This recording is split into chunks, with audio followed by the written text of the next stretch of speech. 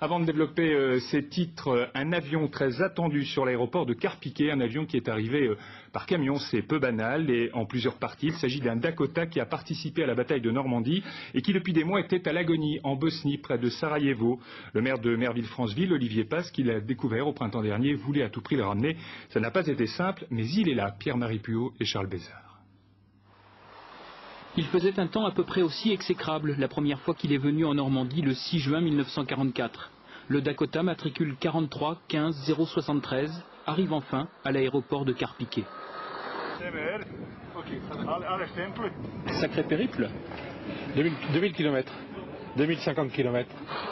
Depuis 1994, l'avion était échoué sur une base militaire en Bosnie.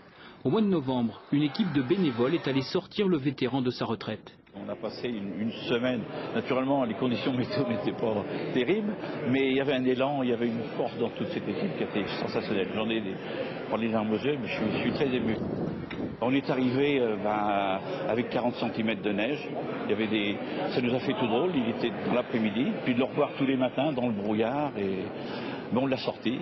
Donc ça a été, à ce moment-là aussi, c'était très fort de pouvoir sortir de terre avec ses moteurs et planer, revoler presque.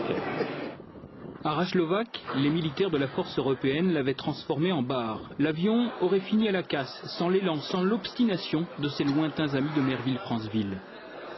C'est un avion qui a tout fait. Il a fait le débarquement allié en Normandie, il a fait le débarquement de Provence, il a fait Arnhem, un peu trop loin, il a fait le largage de munitions à Bastogne dans les Ardennes, le passage du Rhin en 1945. Il a tout fait. C'est un avion qui a tout fait. Un grand vétéran qui devrait être bardé de médailles et qui aujourd'hui est simplement bardé de cicatrices. Il a fallu des mois de démarches administratives, une souscription pour trouver les 27 000 € nécessaires au rapatriement. Mais l'aventure est loin d'être terminée. 2500 heures de travail sont encore nécessaires. L'équipe passera l'hiver à l'atelier pour redonner un peu de lustre au vieil oiseau de fer.